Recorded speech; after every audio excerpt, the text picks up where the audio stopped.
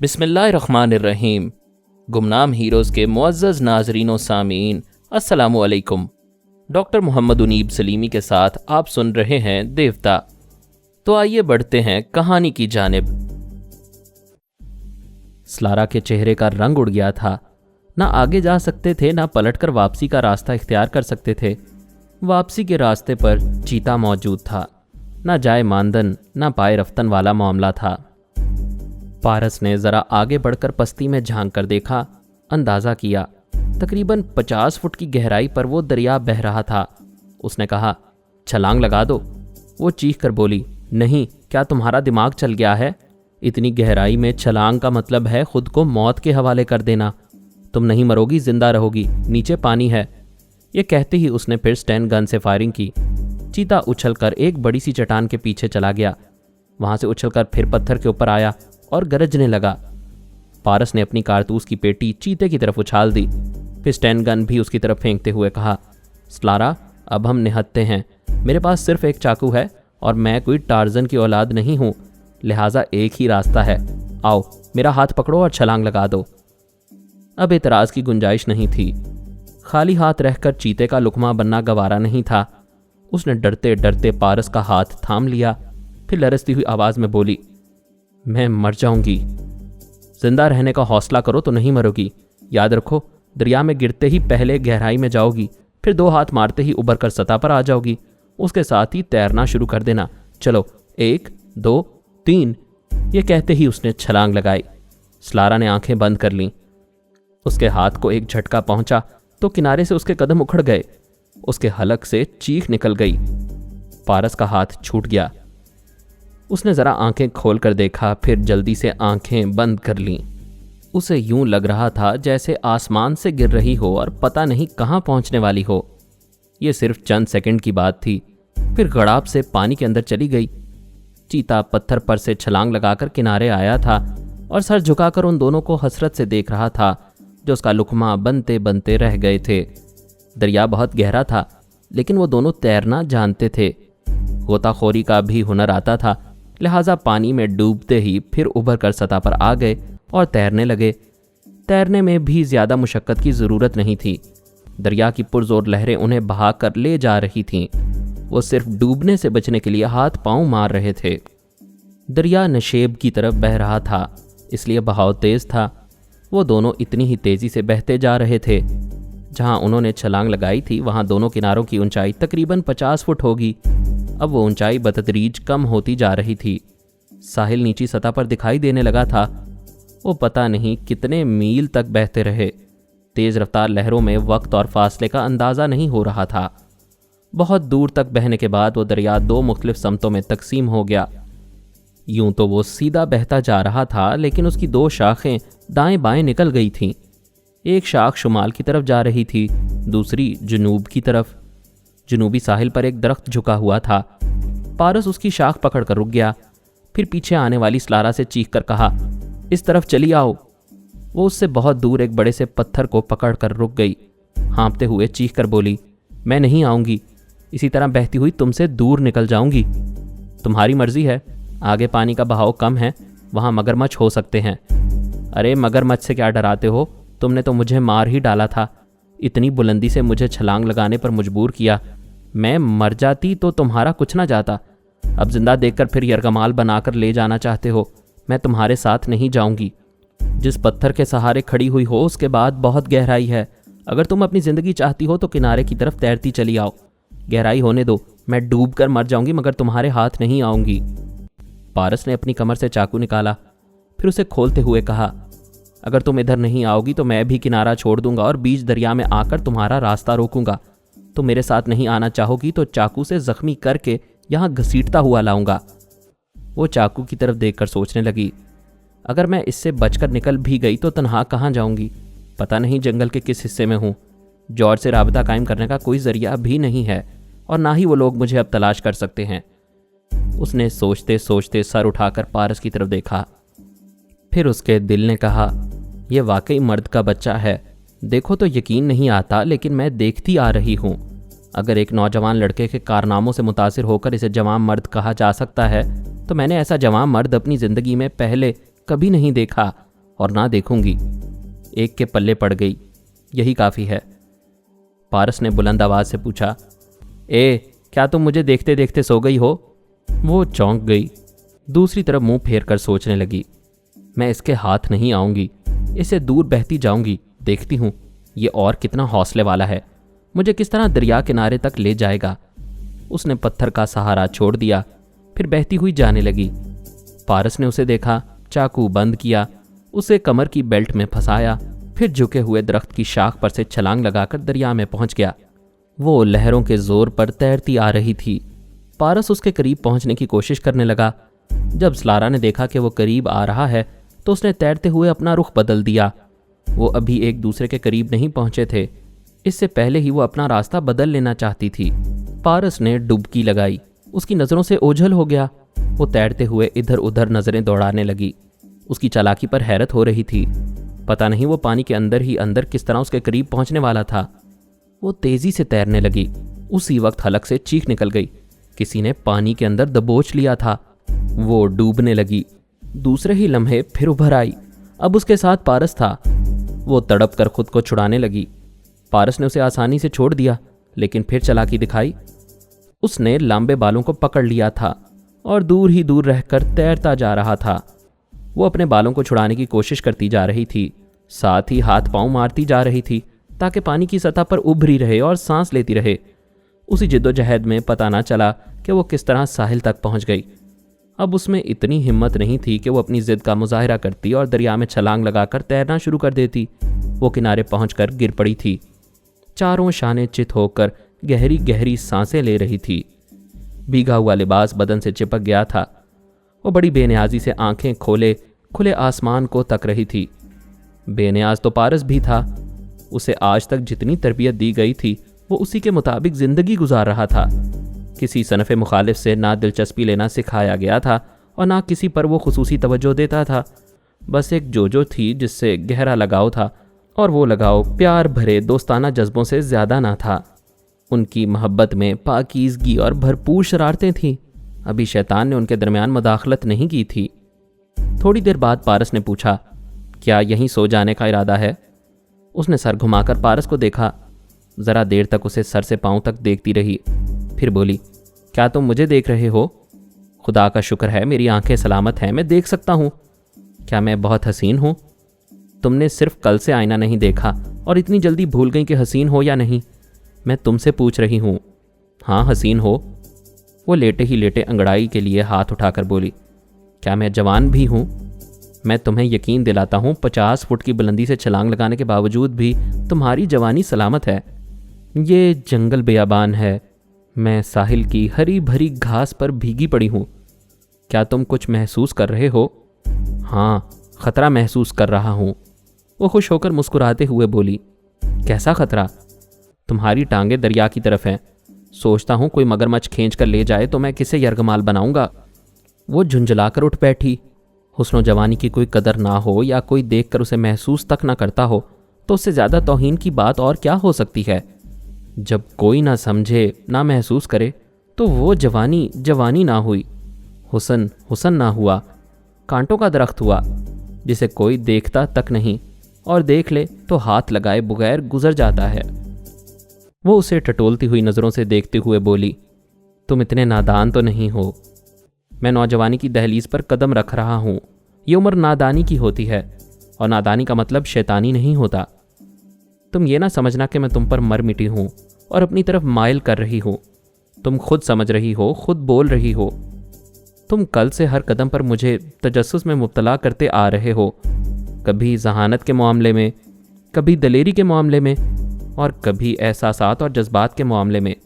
मैं यकीन नहीं कर सकती कि तुम इतने फरिश्ता हो, जबकि तुम्हारा बाप शैतान है। जो औरत 9 उम्र लड़के से हुस्न और जवानी के पर्चे हल कराती हो, उसके सामने मेरा बाप तो क्या, दुनिया का कोई भी मर्द शैतान बन सकता है। अब उठो यहाँ से, हमें दिन ही दिन में ज़्यादा से ज़्यादा फासला तय कर लेना चाहिए। वो दरिया के किनारे किनारे चलने लगा। स्लारा अपनी जगह से उठकर उसके पीछे पीछे चलते हुए बोली, पता नहीं क्या वक्त हो चुका है, मुझे भूख लग रही है। छलांग लगाने के दौरान खाने का बैग मेरी पुश्त से निकलकर गिर पड़ा था। अब क्या होगा? जब तक कुछ ना मिले मेरा दिमाग खाती रहो। वो तेजी से चलती हुई उसके बराबर आ गई, फिर उसका बाजू थाम कर चलने लगी। पारस ने कनखियों से देखा, फिर कहा, तुम में ये तब्दीली अचानक आई है? कल तक मैं तुम्हें नजर नहीं आया, दुश्मन बनी हुई थी, अब अचानक लगावट जाहिर कर रही हो, बात क्या है? औरत किसी को समझते समझते ही समझती है, और मैंने अच्छी तरह समझ लिया है। अगर तुम मेरी जिंदगी की हर सांस के साथ रहो तो दुनिया की कोई शैतानी ताकत मुझे नुकसान नहीं पहुंचा सकती। अच्छा, तो तुम्हारा ख्याल है मैं तुम्हारी हर सांस के साथ तुम्हारा बॉडीगार्ड बनकर रहूं? बॉडीगार्ड बनकर नहीं, दोस्त बनकर। मैंने सिर्फ एक ही लड़की से दोस्ती की है, मैं जानती हूँ वो जो है। हाँ, तुम्हारे सितारे अच्छे हैं कि मैं ख्याल ख्वानी की लहरों को महसूस करते ही सांस रोक लेता हूँ। अगर जो मेरे दिमाग में आती और तुम्हें इस तरह मेरे साथ चलते हुए देखती तो तुम्हारी खोपड़ी हिलाकर रख देती। मैं भी सांस रोक लेती हूँ, वो कभी मेरे दिमाग में नहीं आ सकेगी। बड़े बड़े योगा के माहिर यही दावा करते हैं, फिर किसी कमज़ोरी में मुब्तला होकर ख्याल ख्वानी करने वालों के लिए दिमाग के दरवाजे खुद ब खुद खोल देते हैं। मेरी समझ में नहीं आता, अच्छी खासी ज़हीन औरत को भी अचानक क्या हो जाता है? तुम वही लड़की हो ना जो अपने भाई जॉर्ज के साथ साइंस लेबॉर्ट्री में काम करती हो, रियाजी के मुश्किल से मुश्किल सवाल हल करती हो, पेचीदा मामलात को समझने में और सुलझाने में अपनी जहानत का सबूत देती हो। हाँ, मैं वही हूँ। तुम पहले नौजवान हो जिसकी ज़िद और ज़बरदस्ती के आगे झुकती चली जा रही हूँ।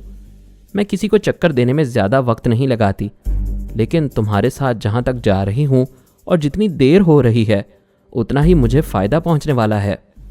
हाँ, मेरे दिमाग के गोशे में ये बात भी आई कि आगे चलकर तुम भरपूर जहानत का सबूत देने वाली हो। यहाँ से हम जिस भी बड़े या छोटे शहर में पहुँचेंगे वहाँ तुम्हारे आदमी ज़रूर होंगे। वहाँ तुम मुझे मजबूर और बेबस बनाने के लिए कितने ही ज़राए इस्तेमाल करोगी। बहरहाल, जब वो वक्त आएगा तो मैं देखूंगा कि अपने बचाव के लिए क्या कर सकता हूँ।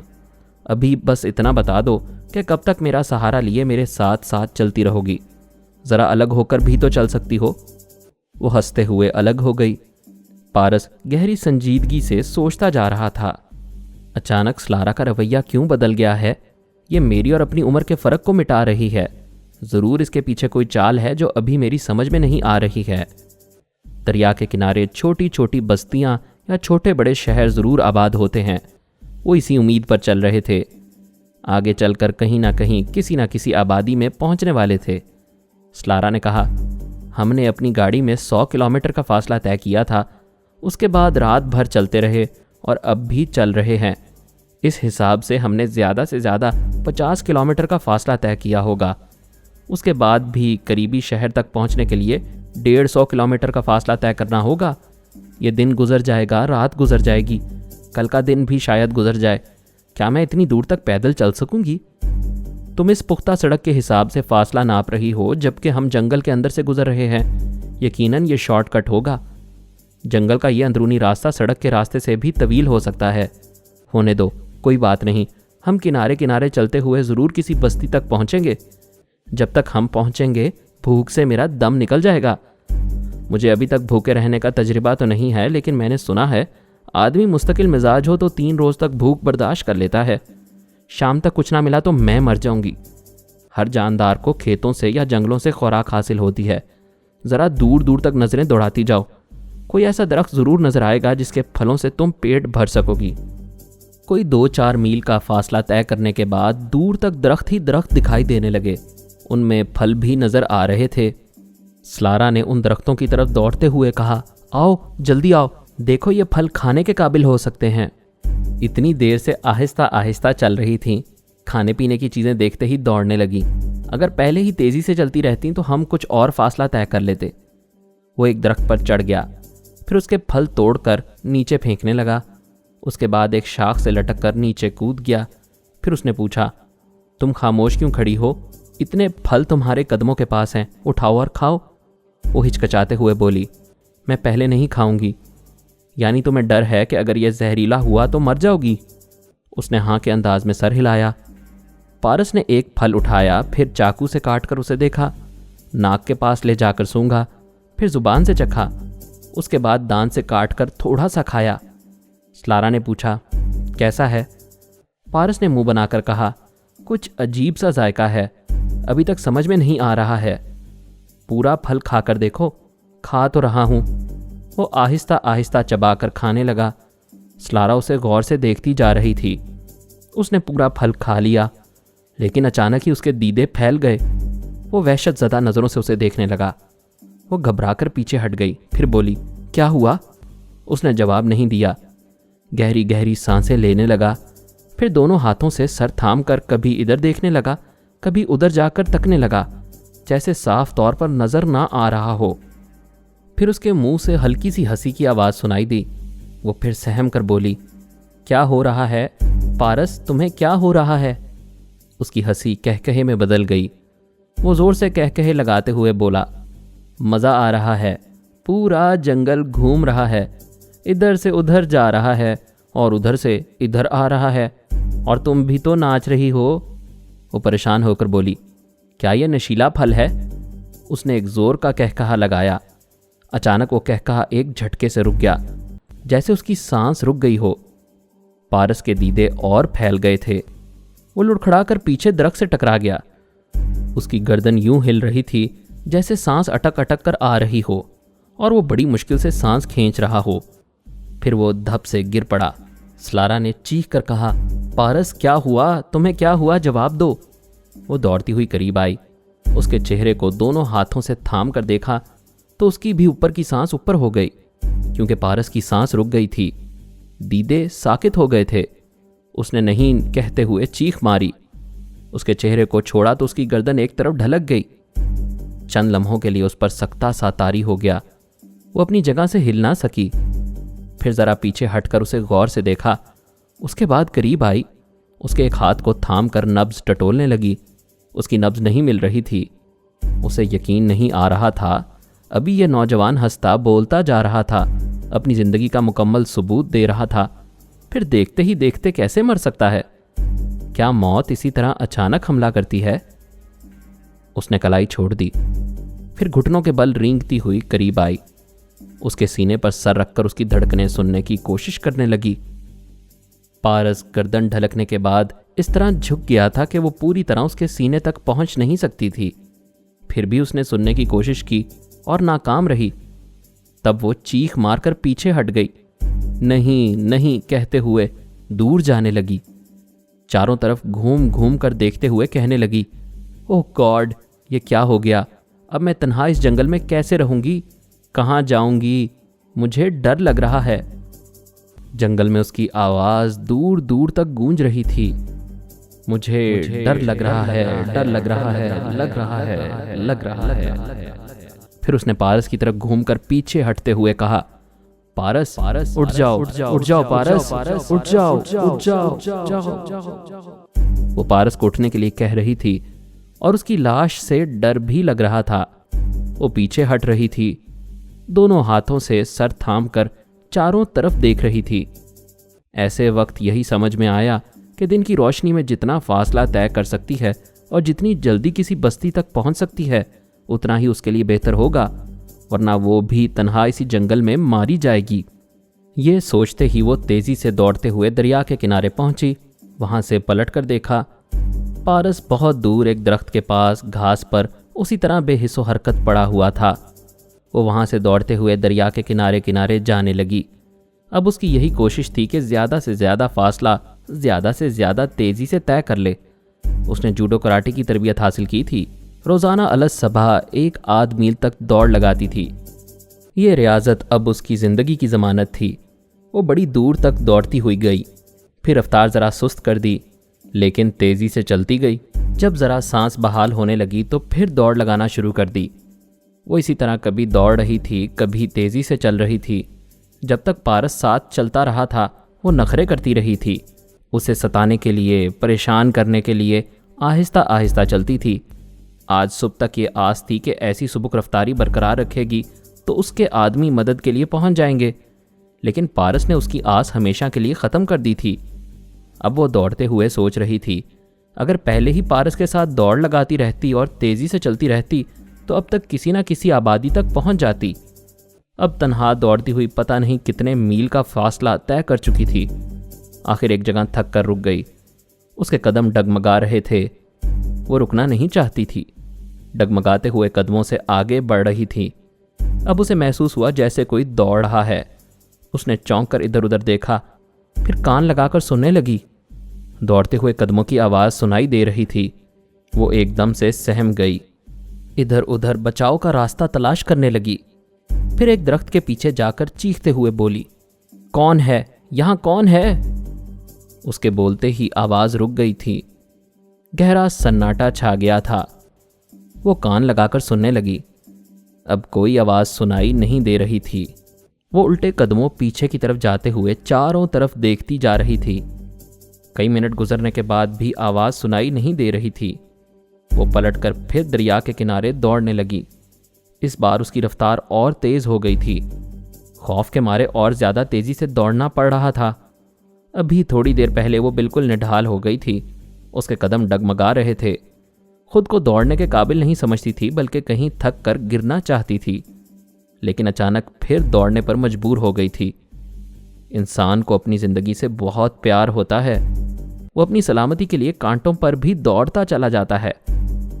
आफताब मगरिबी किनारे तक पहुंच गया था। धूप ढल गई थी। शाम के साए फैलने लगे थे। वो आखिर लुढ़खड़ाते हुए दरिया के किनारे गिर पड़ी। दौड़ने की भी इंतहा होती है। दोपहर से दौड़ रही थी, अब शाम हो गई थी। हालांकि मुसलसल दौड़ नहीं लगाई थी, बीच बीच में रुक जाती थी और तेजी से चलने लगती थी। अपनी सांसों को बहाल करने के बाद फिर दौड़ लगाती थी। बहरहाल उसे आज की दौड़ सारी जिंदगी याद रहेगी। वो बुरी तरह हाँफते रहने के बाद सीधी होकर बैठ गई। अब सांसें बहाल हो रही थीं, मगर भूख और प्यास से बुरा हाल था। वो पेट पर हाथ रखकर इधर उधर देखने लगी, फिर चीख मारकर एकदम से उछलकर खड़ी हो गई। उससे कुछ फासले पर पारस खड़ा हुआ उसी फल को दांतों से काट काट कर मज़े से खा रहा था। वो चंद लम्हों तक उसे बेयकीनी से देखती रही, फिर घबरा कर बोली, तुम जिंदा हो? वो फल खाते हुए बोला, बहुत ही लजीज है, एक बार खाओगी तो खाती ही चली जाओगी।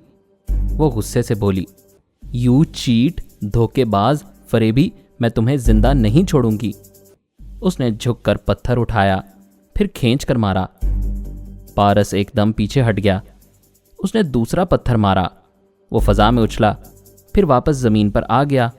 वो अचानक जोरदार कहकहा लगाने लगी, जैसे पागल हो गई हो। फिर हंसते हंसते अचानक रोने लगी। पारस उसे गौर से देखने लगा। वो कभी हंस रही थी, कभी रो रही थी और उसकी तरफ बढ़ती जा रही थी। फिर करीब आकर एकदम से लिपट गई। धाड़ें मार मार कर रोते हुए बोली, तुमने ऐसा क्यों किया? बोलो, ऐसा क्यों किया? मैं दहशत से मर जाती तो तुम्हें क्या मिल जाता? वो बोला, मुझे क्या मालूम था कि ये सब कुछ मिलने वाला है। खुदा के लिए मुझे छोड़ो तो सही। नहीं छोड़ूंगी, हरगिज़ नहीं छोड़ूंगी। तुम जालिम हो, तुम बेरहम संगदिल हो। मैं तुमसे नफरत करती हूँ, मैं तुमसे नफरत करती हूँ।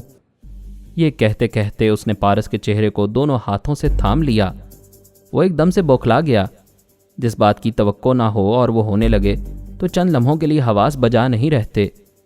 चंद लम्हों के बाद पारस ने उसे एक झटके से अलग कर दिया और गहरी गहरी सांसें लेने लगा। वो फिर उसकी तरफ बढ़ना चाहती थी। उसने जल्दी से उसके हाथ पर एक फल रख दिया, फिर कहा, इसे खाओ, तबीयत ठीक हो जाएगी। यह कहकर उसने जल्दी से मुंह फेर लिया, फिर दरिया के किनारे किनारे चलने लगा। उसका दिल अजब तरह से धड़क रहा था। आज तक पहले ना दिल कभी खौफ से धड़का और ना ही किसी शदीद जज्बे से, हत्ता के जोजो के साथ भी ऐसा कभी नहीं हुआ। वो शरारतें करते हुए एक दूसरे के साथ लोट पोट होते रहते थे। इसके बावजूद शैतान उनके दरमियान नहीं गया। कमबख्त इधर चला आया। वो चलते चलते रुक गया। उसने पलट कर देखा। स्लारा मुस्कुराते हुए चली आ रही थी। वो पानी के करीब गया। लहरों में उसका अक्स मुंतशिर हो रहा था। उसने अपने अक्स पर थूक दिया। आख थू। स्लारा ने हैरानी से पूछा, ये किस पर थूक रहे हो? अपने आप पर। वो हैरानी से बोली, क्या मतलब? मुझे और मेरे भाई पारस को इदारे में तरबियत देने वाले बहुत से बुजुर्ग हैं, जिनमें सर फहरिस्त जनाब शेखुल फारस साहब हैं। उन्होंने हमें दीनी तालीमात दी हैं और शैतान से बचने के गुर सिखाए हैं। सबसे बेहतर तरीका यही है कि जब बहकने का अंदेशा हो तो इंसान अपने आप पर थूक दे। इस तरह शैतान कमज़ोर पड़ जाता है। मलऊन की समझ में ये आ जाता है कि जो शख्स अपनी ज़ात पर थूक सकता है वो उस पर भी थूक सकता है। वो खिलखिलाकर हंसने लगी, फिर बोली, मैं समझ गई और जो समझ चुकी हूँ इससे बहुत खुशी हो रही है। आज से तुम्हारी और शैतान की जंग शुरू हो चुकी है। वो पलटकर एक तरफ चलते हुए बोला, तुम्हारी हंसी बता रही है कि शैतान की जीत पर तुम्हें खुशी होगी। तुम जिसे शैतान कहते हो मैं इसे उम्र का तकाजा कहती हूँ। आज से तुम्हारे अंदर भी तकाजे होते रहेंगे। तुम अपनी फिक्र करो, अंधेरा बढ़ता जा रहा है, फिर वही जंगल होगा, वही तारीकी होगी। जानवरों की आवाज़ें रह रह कर सुनाई दे रही हैं। इनमें खूंखार दरिंदे भी होंगे जो अपने शिकार को चीर फाड़ कर खाने के बाद पानी पीने के लिए दरिया के किनारे आते हैं। हम भी किनारे किनारे चल रहे हैं, उनसे मुलाकात यकीनी है। तुम मुझे डरा रहे हो, मैं पेश आने वाले हालात की संगीनी से आगाह कर रहा हूँ। अब हमारे पास एक चाकू के सिवा कोई हथियार नहीं है। अब क्या होगा? दोपहर से चलते चलते रात होने लगी, कोई बस्ती दिखाई नहीं दी। मुझे तो यकीन नहीं आ रहा कि हम किसी इंसानी आबादी तक पहुंच सकेंगे। अगर कोई दरिंदा इधर आ निकला तो क्या करोगे? मैं उसे तुम्हारे पास भेज दूंगा, तुम उसे उम्र के तकाजे की बात करना। क्यों मजाक उड़ा रहे हो? अब इसे मजाक कह रही हो? क्या सारे जज्बात हवा हो गए? प्लीज़ काम की बात सोचो, बहुत डर लग रहा है, ऊपर से भूख सता रही है। पारस ने जेब से 2 फल निकाल कर देते हुए कहा, मैं तो भूल ही गया था, तुमने एक ही खाया है, लो और खाओ। उसने फलों को लिया, फिर उन्हें खाते हुए बोली, ये बहुत लजीज हैं लेकिन इनसे पेट नहीं भर सकता। मैं तुम्हें अगवा करते वक्त भूल गया था कि तुम्हारे साथ किचन का स्टॉक भी लाना चाहिए। आखिर तुम काम की बात क्यों नहीं कर रहे हो? कोई काम की बात हो तो करूं। सीधी सी बात है, अगर किसी दरिंदे ने हमला किया तो हमारे सामने बचाव का सिर्फ एक रास्ता है, और वो ये कि हम दरिया में छलांग लगाकर गहराई की तरफ जाएं और लहरों की जद पर तैरते हुए दूर निकल जाएं। वो बोली, हम अंधेरे में एक दूसरे को तैरते हुए नहीं देख सकेंगे। तुम कहीं चले जाओगे और मैं कहीं पहुंच जाऊंगी। मुझसे एक भूल हुई। हेलीकॉप्टर वालों की मौत के बाद उनकी तलाशी लेना चाहिए थी। उनकी जेब से माचिस और लाइटर जैसी चीज़ें मिल सकती थी जो इस वक्त काम आती। हम लकड़ियाँ इकट्ठी करके आग लगाते, इस तरह दरिंदे हमसे दूर रहते और हम किसी एक जगह रात गुजार देते। मगर अब क्या होगा? मैं तुमसे बिछड़कर रात को तन्हा नहीं भटक सकती, मारे खौफ के मर जाऊंगी। उसकी बात खत्म होते ही दूर किसी दरिंदे की आवाज़ सुनाई दी। वो सहम कर उसके बाजू को सख्ती से जकड़कर साथ साथ चलने लगी। पारस परेशान हो गया। अब इस तरह साथ साथ चलने से कुछ होने लगता था। मजबूरी ये थी कि उसे अलग करने से भी वो अलग ना होती, बल्कि और कंबल बन जाती। लिहाजा जिस हद तक थी उसी हद तक उसे बर्दाश्त कर लेना दानिशमंदी थी। वो चलते चलते रुक गए, फिर आहिस्ता आहिस्ता कदम बढ़ाते हुए एक तरफ देखने लगे। बहुत से दरख्त दूर तक टूटे हुए थे, झाड़ियाँ भी ज़मीन बोस हो गई थीं। यूँ लगता था जैसे उन पर से बहुत भारी भरकम ट्रैक्टर गुजर कर गया हो। वो सरगोशी में बोला, मोहतात रहो, जैसे ही खतरा पेश आए दरिया में छलांग लगा देना। वो लरजती हुई आवाज़ में बोली, क्या यहाँ कोई छुपा हुआ है? मैं सोच रहा हूँ दरख्तों और झाड़ियों की ऐसी हालत क्यों हो गई? पिछले दिनों जब मैं तुम्हारी कैद में था तो ज़बरदस्त तूफान आया था। रास्ते में कई दरख्त हमें टूटे हुए मिले, लेकिन इस तरह एक ही जगह इतने दरख्त और इतनी झाड़ियाँ ज़मीन बोस नज़र नहीं आई। यहाँ ज़रूर कोई ख़ास बात है। ख़ास बात होने दो, आगे बढ़ जाओ, खामखा किसी खतरे को दावत ना दो। नहीं सलारा, मैं मालूम करूँगा आखिर यहाँ क्या बात है। तुम बिल्कुल किनारे खड़ी रहो, किसी भी खतरे के वक्त तुम्हारे फिरार के लिए यह दरिया मौजूद है। पहले उसने बाजू से पकड़ा हुआ था, फिर सामने आकर घेर लिया। कहने लगी, मैं नहीं जाने दूंगी, मैं अकेली नहीं रहूंगी। आखिर तुम क्या करना चाहते हो? देखो, ये जो सामने दरख्त गिरा हुआ है, मैं उस पर चढ़कर दूर तक देखने की कोशिश करूंगा। अंधेरा ज़रूर है, लेकिन सितारों की रोशनी में शायद कुछ नज़र आ जाए। मैं यहाँ अकेली नहीं रहूंगी, तुम्हारे साथ चलूंगी। तो फिर चलो। वो आगे बढ़ना ही चाहते थे कि ठन की आवाज़ सुनाई दी, जैसे लोहा लोहे से टकराया हो। वो फिर सहम कर चिपकना चाहती थी। पारस ने फौरन एक कदम पीछे हटते हुए कहा, तुम अपने खौफ से फ़ायदा उठाए चली जा रही हो, खुद को ज़हीन कहती हो। क्या इतना नहीं समझ सकती कि यहाँ एक या एक से ज़्यादा लोग हैं और उनके पास ट्रैक्टर या बलडोज़र किस्म की गाड़ी है जो इन दरख्तों को तोड़ती और झाड़ियों को कुचलती हुई आगे गई है? तुम कैसी बातें करते हो? इस जंगल में ट्रैक्टर या बलडोज़र कहाँ से आ जाएगा? तुमने अभी लोहे से लोहा टकराने की आवाज़ सुनी है या नहीं? वो आवाज़ अच्छी खासी भारी भरकम थी। वो उसका हाथ खींचता हुआ एक तरफ ले गया जहां एक दरख्त गिरा हुआ था। वो एक तने पर चढ़ गया, फिर हाथ का सहारा देकर स्लारा को ऊपर चढ़ाया। वो दोनों उस पर सबल सबल कर आगे बढ़ने लगे। शाखों का सहारा लेकर गिरे हुए दरख्त की बुलंदी तक जाने लगे, लेकिन आगे साफ तौर पर मंजर नहीं आ रहा था। जंगल घना था, निगाहों के सामने शाखों की पत्तियां ही पत्तियां थी जिन्होंने सामने का मंजर छुपा लिया था।